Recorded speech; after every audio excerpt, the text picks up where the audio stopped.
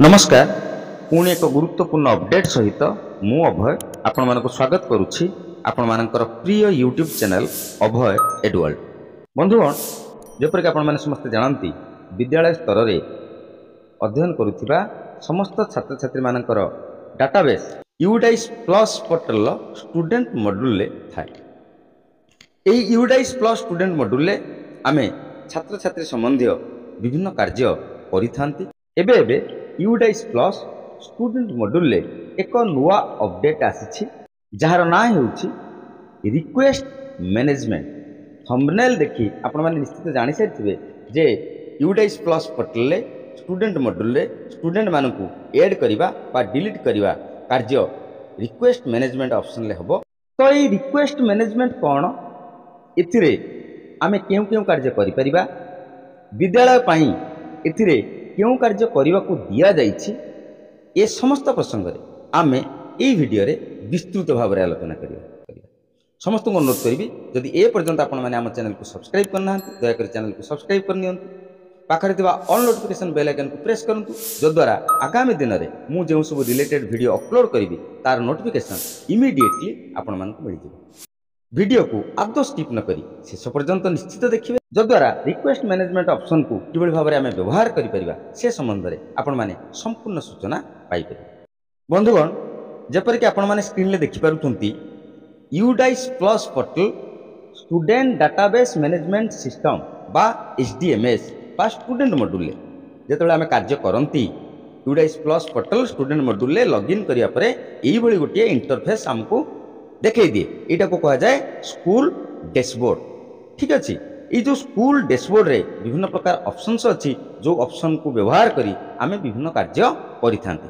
वर्तमान एथिरे गोटे नुआ ऑप्शन ऐड हे जाई आपण माने स्क्रीन ले देखि पारुथिबे सेटा होची रिक्वेस्ट मैनेजमेंट। ठीक अछि या पूर्वरु स्कूल डैशबोर्ड थिला स्कूल डिटेल्स थिला स्टूडेंट नेम अपडेट थिला तापरे लिस्ट ऑफ ऑल स्टूडेंट्स थिला अपर मॉड्यूल थिला इत्यादि इत्यादि थिला। एबे एबे नुआ की जोटा आछि सेटा होची रिक्वेस्ट मैनेजमेंट न्यू बोली सेठी ब्लिंक करछि। तो रिक्वेस्ट मैनेजमेंट जो नुआ ऑप्शन टी अवेलेबल हैला यूडाइस प्लस पोर्टल रो स्टूडेंट मॉड्यूल ले ए रिक्वेस्ट मैनेजमेंट पोर्टल ले आमे कोन कार्य करि परिबा। आसंतु ए जो रिक्वेस्ट मैनेजमेंट ऑप्शन टी रहिछि सेठी को आमे ओपन करिया। रिक्वेस्ट मैनेजमेंट ऑप्शन टी को ओपन कले हमकु तीनटी ऑप्शन शो करिवो। गोटे हैला जेनेरेट रिक्वेस्ट गोटे हैला अप्रूव रिक्वेस्ट आ गोटे हैला व्यू रिक्वेस्ट। तीनटी ऑप्शन हमको शो करिवो। प्रथम ऑप्शन टी रहिला जेनेरेट रिक्वेस्ट। एथिरे कोन करा जाय परिवो users can generate request based on the request type from this module.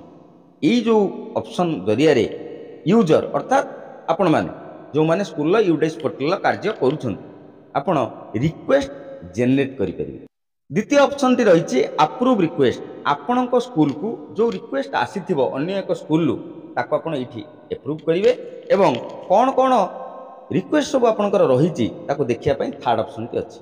वर्तमान सुधा आपनक मन रे प्रश्न आस्तुबो जे कोन रिक्वेस्ट एथिरे आसीबो मु आपण मानकु स्पष्ट करि देबा पई चाहे जेबळी भाबरे आपण माने थंबनेल ले देखिथिले जे एबे सहज हैला यूडाइस प्लस पोर्टल रो स्टूडेंट मॉड्यूल ले छात्र छात्री मानकु ऐड करिबा बा डिलीट करिबा। तो विद्यालय रे छात्र छात्री मानकु ऐड करिया पे दुईटी ऑप्शन हम पाखरे थिला गोटे हैला इंपोर्ट मॉड्यूल आ गोटे हैला ऐड स्टूडेंट। आमे ऐड स्टूडेंट एंट्री क्लास रे पिला मानकु ऐड स्टूडेंट ऑप्शन ले ऐड करूथिले जो पिला माने अन्य एक विद्यालय रे पाठ पढुथिले एवं आम विद्यालय को आछथंती से मानकु आमे इंपोर्ट मॉड्यूल जरिया रे इंपोर्ट करूथिले बा ऐड करूथिले। किंबा जदि कोनोसी पिला एंट्री क्लास भिन्न मझी क्लास मानकरे मन करा जाओ आपनको स्कूल एंट्री क्लास हैला प्रथम श्रेणी पिलाटी किंतु तृतीय श्रेणी डायरेक्ट एडमिशन कला आरटी रूल अनुसार से भली क्षेत्र रे से पिला को आपण माने डायरेक्टली ऐड करि कर नथिले सेति पई ब्लॉक एमआईएस कोऑर्डिनेटर को सहायता हमको नबा पई पडुथला। Block MIS coordinator block ID रु से पिलाटी को ऐड कर दउथिले तापरे आमे तार प्रोफाइल को अपडेट करूथिले। किंतु ये जो रिक्वेस्ट मैनेजमेंट सिस्टम आसिला इथिरे कोन करा गला जे इंपोर्ट प्रोसेस टी को सहज कर दिया गला। इंपोर्ट प्रोसेस केमती सहज हैला जे केते बेले आपण गोटे पिला को इंपोर्ट करि परिबे जदी पिलाटी ड्रॉपबॉक्स रे अर्थात मने करा जाऊ पंचम श्रेणी रे आपण विद्यालय रे एबे जने पिला नाम लिखी एडमिशन रजिस्टर रे बा ऑफलाइन ले सी आपण स्कूल ले ना लिखी सारी किंतु ऑनलाइन सर्च कला बेले से पिलाटीर नाम पूर्व स्कूल ले देखौ से माने ताको ड्रॉपबॉक्स को देई ना से माने तार टीसी जनरेट करी ना पिलाटी ड्रॉपबॉक्स को आसी ना स्कूल ले एक्टिव अछि अन्य एक विद्यालय रे एक्टिव थिबा स्टूडेंट को आमे केबे इंपोर्ट करि परिबा ना एबोली क्षेत्र रे आमे कोन करूथिले ना आमे आम ब्लॉक एमआईएस कोऑर्डिनेटर को से सूचना दउथिले तांकर जो प्रीवियस स्कूल रही से स्कूल को आमे कौन प्रकार मेसेज दउथिले तांको टेलीफोन करिया पे चेष्टा करूथिले तांको पर्सनली कहूथिले रिक्वेस्ट करूथिले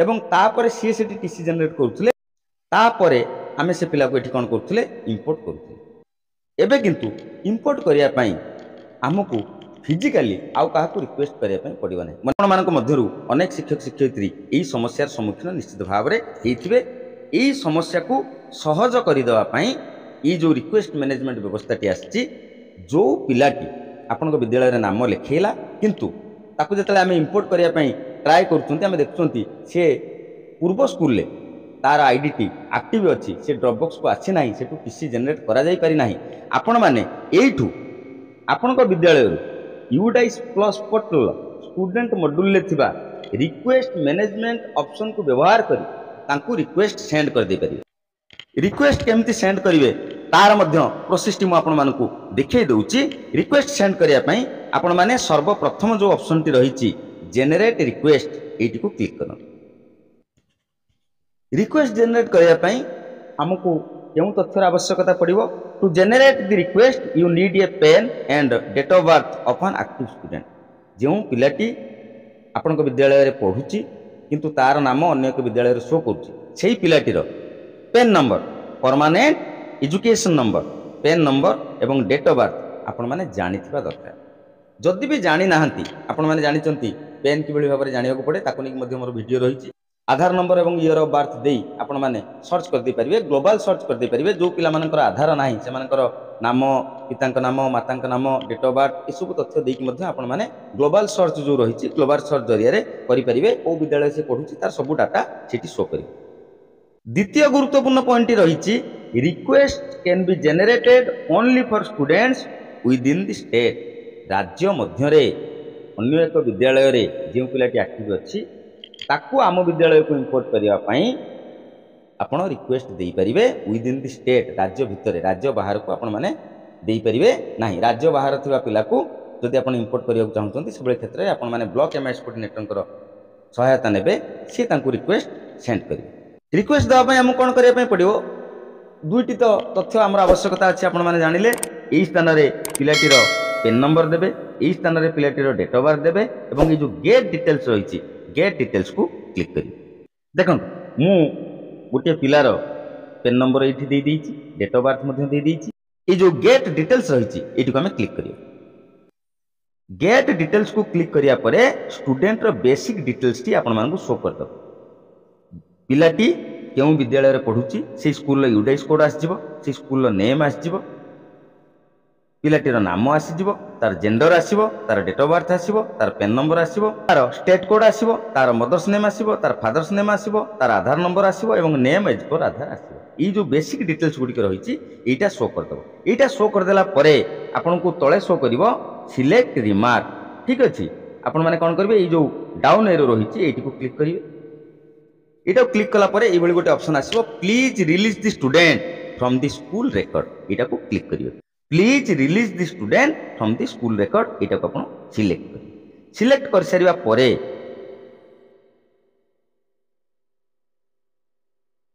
टिके राइट साइड रे आपण माने देखिबे एटी रहिची जेनेरेट रिक्वेस्ट एटा को क्लिक कर देले रिक्वेस्ट जेनेरेट हे जिवो जो विद्यालय रे ई पिलाटी पढुची तांकर एचएम को पाखकू ये रिक्वेस्ट टी ऑनलाइन थ्रो रे पळेबो अर्थात सी जो यूडाइस पोर्टल स्टूडेंट मॉड्यूल को ओपन करेंगे सीट शो करिवो जे एई स्कूल एचएम ये जो पिलाटी ताकू ट्रांसफर करने रिक्वेस्ट सेंड करिसन से विद्यालय से रिक्वेस्ट को अप्रूव करेंगे अप्रूव कला परे आपण ताकू इंपोर्ट करि परिबे से विद्यालय केमती जानिबे কিভাবে ভাবে আপ্ରୁଭ୍ କରିବେ বা ସପୋଜ ଆପଣଙ୍କ ବିଦ୍ୟାଳୟର ଗୋଟେ ପିଲା ଅନ୍ୟ ଏକ ବିଦ୍ୟାଳୟରେ ପଢୁଛି ସେ ବିଦ୍ୟାଳୟ ଆପଣଙ୍କ ବିଦ୍ୟାଳୟକୁ ରିକ୍ୱେଷ୍ଟ ପଠାଇଲେ ଆପଣ ସେ ରିକ୍ୱେଷ୍ଟକୁ କିଭଳି ଭାବରେ ଆପ୍ରୁଭ୍ କରିବେ ତାକୁ ମଧ୍ୟ ମୁଁ ଆପଣମାନଙ୍କୁ ଦେଖାଇ ଦେଉଛି। ଆମେ ପୁଣି ଥରେ ସେ ରିକ୍ୱେଷ୍ଟ ମ୍ୟାନେଜମେଣ୍ଟ ଅପସନକୁ ଯିବା। ଯେମିତି ଆମେ ପୂର୍ବରୁ କଥା ହେଉଥିଲେ ଯେ ରିକ୍ୱେଷ୍ଟ ମ୍ୟାନେଜମେଣ୍ଟର ତିନିଟି ଅପସନ୍ ଅଛି। ଆସିଥିବା ରିକ୍ୱେଷ୍ଟକୁ ଆପ୍ରୁଭ୍ କରିବା ପାଇଁ ଆପଣଙ୍କୁ ଏ ଯେଉଁ ସେକେଣ୍ଡ ଅପସନ୍ ରହିଛି ଆପ୍ରୁଭ୍ ରିକ୍ୱେଷ୍ଟ এইটিକୁ ଓପନ୍ କରିବା ପାଇଁ ପଡ଼ିବ। ଠିକ୍ ଅଛି, ମୁଁ ବର୍ତ୍ତମାନ ଆପ୍ରୁଭ୍ ରିକ୍ୱେଷ୍ଟକୁ କ୍ଲିକ୍ କରୁଛି। ଯେହେତୁ ଏବେ ମୁଁ ଯେଉଁ ବିଦ୍ୟାଳୟ ପାଇଁ ଏ କାର୍ଯ୍ୟଟି କରୁଛି ଆମ ବିଦ୍ୟାଳୟକୁ କୌଣସି ପିଲାମାନଙ୍କୁ ଟ୍ରାନ୍ସଫର କରିବା ପାଇଁ ରିକ୍ୱେଷ୍ଟ ଆସିନାହିଁ, ତେଣୁ ନୋ ଡାଟା ଫାଉଣ୍ଡ ଦେଖାଉଛି। ଯଦି ଆସିଥିବ ସେଭଳି କ୍ଷେତ୍ରରେ এইଠି ଆପଣ ଦେଖିପାରିବେ ଇନବକ୍ସ ରିକ୍ୱେଷ୍ଟ ଲିଷ୍ଟ ଦେଖାଇ ଦେଉଛି। ଇନବକ୍ସ ରିକ୍ୱେଷ୍ଟ ଲିଷ୍ଟ ଏଇଠି କ'ଣ ଆସିବ, ସିରିଏଲ ନମ୍ବର ପଳେଇ ଆସିବ, ରିକ୍ୱେଷ୍ଟ ନମ୍ବର ପଳେଇ ଆସିବ। ସେତେବେଳେ ଯେଉଁ ଆମେ ଦେଖୁଥିଲେ ଜେନେରେଟ୍ ରିକ୍ୱେଷ୍ଟ, ସେତେବେଳେ ଯେଉଁ ଆମେ ଦେଖିଥିଲେ ଜେନେରେଟ୍ ରିକ୍ୱେଷ୍ଟ ଯେତେବେଳେ ଆପଣମାନେ କ୍ଲିକ୍ କରିବେ ସେତେବେଳେ ଗୋଟେ ରିକ୍ୱେଷ୍ଟ ନମ୍ବର ଆପଣମାନଙ୍କୁ ଶୋ କରିଦେବ। ସେଇ ରିକ୍ୱେଷ୍ଟ ନମ୍ବରଟା ଏଇଠି ମଧ୍ୟ ଦେଖାଇବ। ଇନିସିଏଟେଡ୍ ବାୟ, ଇନିସିଏଟେଡ୍ ଅନ୍, କିଏ ଇନିସିଏଟ୍ କଲେ, କେତେ ତାରିଖରେ ଇନିସିଏଟ୍ ହେଲା ଏବଂ ରିକ୍ୱେଷ୍ଟ ଷ୍ଟାଟସଟା କ'ଣ ରହିଛି। ଠିକ୍ ଅଛି, ଆପଣ ଏଇଠି ଷ୍ଟାଟସ୍ ଜାଗାରେ ଆପଣ ତାକୁ ଆପ୍ରୁଭ୍ କରିପାରିବେ କିମ୍ବା ତାକୁ ରିଜେକ୍ଟ ମଧ୍ୟ କରିଦେଇପାରିବେ। ଜେନୁଇନ୍ ହେଇଥାଏ ତାହେଲେ ଆପଣ ତାକୁ ଆପ୍ରୁଭ୍ କରିବେ, ଯଦି ଜେନୁଇନ୍ ହେଇନଥିବ ତାହେଲେ ତାକୁ ଆପଣମାନେ ରିଜେକ୍ଟ ମଧ୍ୟ କରିପାରିବେ। ଇଏ ଗୋଟେ ନୂଆ ଅପସନ୍ ଆସିଛି। ଦୁଇଟି ଯାକ କ୍ଷେତ୍ରରେ ଏ ସମ୍ବନ୍ଧରେ ଜାଣିବା ଆପଣଙ୍କ ପାଇଁ ଜରୁରୀ। ପ୍ରଥମ କଥା ହେଲା ଯଦି ଆପଣଙ୍କ ବିଦ୍ୟାଳୟରେ ଗୋଟେ ପିଲା ପଢ଼ୁଛି କିନ୍ତୁ ତାର ନାମ ଅନ୍ୟ ଏକ ବିଦ୍ୟାଳୟରେ ଆକ୍ଟିଭ୍ ଅଛି ସେଭଳି କ୍ଷେତ୍ରରେ ଆପଣ ସେ ବିଦ୍ୟାଳୟକୁ ରିକ୍ୱେଷ୍ଟ ସେଣ୍ଡ କରିବେ କିମ୍ବା ଅନ୍ୟ ଏକ ବିଦ୍ୟାଳୟରେ ଗୋଟେ ପିଲା ପଢ଼ୁଛି ଯାହାର ନାମ ଆପଣଙ୍କ ବିଦ୍ୟାଳୟରେ ଆକ୍ଟିଭ୍ ହେଇକି ଅଛି, ଆପଣ ତାକୁ ଟିସି ଜେନେରେଟ୍ କରିନାହାନ୍ତି, ଡ୍ରପବକ୍ସକୁ ଦେଇନାହାନ୍ତି, ଯାହାଫଳରେ ସିଏ ତାକୁ ଇମ୍ପୋର୍ଟ କରିପାରୁନାହାନ୍ତି, ସେଭଳି କ୍ଷେତ୍ରରେ ସିଏ ମଧ୍ୟ ଆପଣଙ୍କୁ ରିକ୍ୱେଷ୍ଟ ଦେଇପାରନ୍ତି, ଆପଣ ସେ ରିକ୍ୱେଷ୍ଟକୁ ଆପ୍ରୁଭ୍ କରିବେ। ଇଏ ହେଉଛି ବ୍ୟବସ୍ଥା। ଥାର୍ଡ଼ ଅପସନ୍ଟିକୁ ମଧ୍ୟ ଆମେ ଟିକେ ଦେଖିନେବା। ଥାର୍ଡ଼ ଅପସନ୍ଟିରେ ରହିଛି ଭ୍ୟୁ ରିକ୍ୱେଷ୍ଟ। ଠିକ୍ ଅଛି, ଏଇଟିକୁ ଯଦି ଆମେ କ୍ଲିକ୍ କରିବା ବର୍ତ୍ତମାନ ତ ନୋ ଡାଟା ଫାଉଣ୍ଡ ଦେଖାଇବ, କିନ୍ତୁ ଯେତେ ରିକ୍ୱେଷ୍ଟ ଆସିଛି ବା ଯାଇଛି ସବୁର ତଥ୍ୟ ଏହି ସ୍ଥାନରେ ଆପଣମାନଙ୍କୁ ଦେଖାଇଦେବ। ସିରିଏଲ ନମ୍ବର, ରିକ୍ୱେଷ୍ଟ ନମ୍ବର, ଇନିସିଏଟେଡ୍ ବାୟ, କ୍ଲୋଜ୍ଡ ଅର୍ ଅଟୋ କ୍ଲୋଜ୍ଡ ବାୟ ଏବଂ ରିକ୍ୱେଷ୍ଟ ଷ୍ଟାଟସ୍ ଯେ ଆପ୍ରୁଭାଲ୍ ହେଇଛି କି ରିଜେକ୍ଟେଡ୍ ହେଇଯାଇଛି ଏ ସମସ୍ତ ତଥ୍ୟ ମଧ୍ୟ ଏହି ସ୍ଥାନରେ ଶୋ କରିବ। ଆପଣଙ୍କ ଆଟେଣ୍ଡାନ୍ସକୁ ଆପଣମାନେ ଚେକ୍ କରିନିଅନ୍ତୁ। ୟୁଡାଇସ୍ ପ୍ଲସ୍ ପୋର୍ଟାଲରେ କ୍ଲାସ୍ ୱାଇଜ୍ ଆପଣଙ୍କର ପିଲାମାନଙ୍କର ସଂଖ୍ୟା କେତେ ଅଛି ତାକୁ ଆଉ ଥରେ ଆପଣମାନେ ଦେଖିନିଅନ୍ତୁ। ଏଭଳି କ୍ଷେତ୍ରରେ ଯଦି ଆପଣଙ୍କୁ ଲାଗିଲା ଯେ ଗୋଟିଏ ପିଲା ଆପଣଙ୍କ ସ୍କୁଲରେ ଫିଜିକାଲି ପଢ଼ୁଛି କିନ୍ତୁ ଆପଣଙ୍କ ସ୍କୁଲକୁ ଇମ୍ପୋର୍ଟ ହେଇନାହିଁ, ଇମ୍ପୋର୍ଟ ଏଇଥିପାଇଁ ହେଇପାରିନାହିଁ ଯେ ପୁରୁଣା ବିଦ୍ୟାଳୟରେ ପୂର୍ବ ବିଦ୍ୟାଳୟରେ ତା ନାଁଟା ଏପର୍ଯ୍ୟନ୍ତ ଆକ୍ଟିଭ୍ ଅଛି, ସେଭଳି କ୍ଷେତ୍ରରେ ଆପଣମାନେ ରିକ୍ୱେଷ୍ଟ ଜେନେରେଟ୍ କରି ସେ ପିଲାକୁ ଆପଣଙ୍କ ବିଦ୍ୟାଳୟରେ ଏଡ୍ କରିଦେଇପାରିବେ କିମ୍ବା ଆପଣଙ୍କ ବିଦ୍ୟାଳୟରେ ପିଲାଟି ପଢ଼ୁଥିଲା ଏବେ ଅନ୍ୟ ବିଦ୍ୟାଳୟକୁ ଗଲାଣି କିନ୍ତୁ ଆପଣଙ୍କ ବିଦ୍ୟାଳୟରେ ଆକ୍ଟିଭ୍ ଶୋ କରୁଛି, ଏଭଳି କ୍ଷେତ୍ରରେ ସେ ବିଦ୍ୟାଳୟ ଯେତେବେଳେ ଆପଣଙ୍କୁ ରିକ୍ୱେଷ୍ଟ ସେଣ୍ଡ କରିବେ ଆପଣ ତାକୁ ଆପ୍ରୁଭ୍ କରିପାରିବେ ଏ ଯେଉଁ ରିକ୍ୱେଷ୍ଟ ମ୍ୟାନେଜମେଣ୍ଟ ଅପସନ୍ ଜରିଆରେ। ଆଶା କରୁଛି ଭିଡ଼ିଓଟି ନିଶ୍ଚିତ ଭାବରେ ଆପଣମାନଙ୍କ ପାଇଁ ଉପାଦେୟ ହୋଇଥିବ। ହୃଦୟରୁ ଗୋଟେ ଲାଇକ୍ କରିବେ। ଏ ଭିଡ଼ିଓକୁ ବହୁ ମାତ୍ରାରେ ଅନ୍ୟ ଶିକ୍ଷକ ଶିକ୍ଷୟିତ୍ରୀ ବନ୍ଧୁମାନଙ୍କ ସହିତ ନିଶ୍ଚିତ ସେୟାର କରିବେ, ଯଦ୍ୱାରା ସେମାନେ ମଧ୍ୟ ୟୁଡାଇସ୍ ପ୍ଲସ୍ ପୋର୍ଟାଲ ଷ୍ଟୁଡେଣ୍ଟ ମଡ୍ୟୁଲରେ ଆସିଥିବା ଏହି ନୂଆ ଅପସନ୍ ସମ୍ବନ୍ଧରେ ଜାଣିପାରିବେ। ରିକ୍ୱେଷ୍ଟ ମ୍ୟାନେଜମେଣ୍ଟ ଅପସନ୍ରେ କାର୍ଯ୍ୟ କଲାବେଳେ ଯଦି କୌଣସି ବି ସ୍ଥାନରେ ଆପଣମାନେ ଅସୁବିଧାର ସମ୍ମୁଖୀନ ହୁଅନ୍ତି କମେଣ୍ଟ ବକ୍ସରେ କମେଣ୍ଟ କରନ୍ତୁ। ମୁଁ ନିଶ୍ଚିତ ଭାବରେ ଚେଷ୍ଟା କରିବି ଆପଣମାନଙ୍କ ସମସ୍ୟାର ସମାଧାନ କରିବା। ବର୍ତ୍ତମାନ ପାଇଁ ଏଇଠି ରହିବା। ଧନ୍ୟବାଦ, ନମସ୍କାର।